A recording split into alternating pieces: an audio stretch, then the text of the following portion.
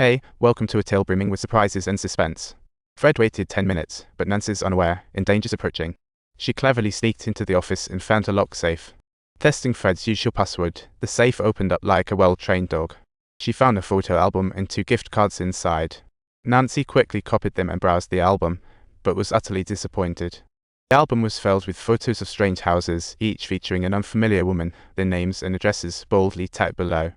One of the photos read Lacey Ann, Queen of Polonia, and Nancy suspected this was Fred's queen, who was probably trying to dodge Nancy's sleuthing. Suddenly, Fred appeared downstairs, looking flustered as he fumbled for his phone and hurriedly dialed Nancy's number. Hearing the news, Nancy tidied up, put everything in the safe, and escaped through the window like a spy. Fred, hearing the noise, entered the office to check it out but found nothing amiss, while his mind was secretly racing. After tending to Gwen's child, Fred asked if Nancy was back early, leaving Gwen completely confused. A twinge of unease struck Fred as he returned to find Nancy's missing jewelry, while the two escapees shared a moment of joy. Back at the doctor's house, their emotions still buzzing, they were plotting their next action plan. Suddenly, a blaring horn outside disrupted their mood. The doctor peeked out to find it was that parent he had reported before. The other person was sitting in his car, angrily honking like a judge on a mission.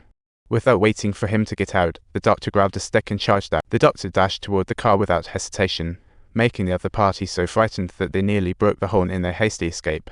The doctor remarked that Nancy had her mistakes, and with evidence in hand, leaving Fred and being with him reminded him of his own child. He didn't want that. He called Nancy and discovered that Fred recently made a hefty purchase at Jensen Jewelry. The $300 purchase made him increasingly uneasy. That night, while searching for pearl earrings in the river, his mind raced. Back in the bedroom, he saw an exquisitely wrapped gift box in the bed, marked Jensen Jewelry.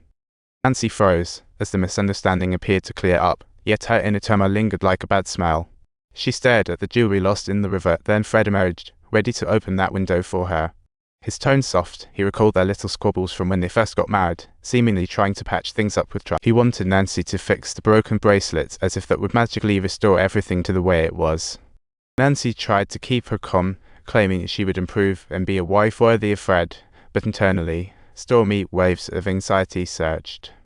However, the image of the doctor repeatedly flashed through her mind, bringing back those moments filled with both intimacy and tension. The doctor's yearning grew stronger, and ultimately he couldn't resist calling him. He mumbled to himself, feeling like his life was wrapped in carbon monoxide, slowly suffocating in a daze without realizing it. After a brief silence, the doctor reminded him, in the small town, if Nancy left Fred, they would likely face a public trial by the time. But Nancy firmly declared, at least we'll lie for ourselves, not just survive. The doctor posed a harsh reality. If he lost Harry because of this, what then? Nancy replied without hesitation that as Harry's mother, she'd never lose custody. However, the doctor knew that this was more than just family drama. It was a game of power, with Fred being the moral compass of the community. Under the immense pressure of the town's laws and public opinion, Nancy would be considered lucky if she could even see her child once a month. Upon hearing this, Nancy didn't back down but whispered her plan to track Fred. She planned to trail him while he was on a business trip, playing detective to snap evidence of him with his mistress.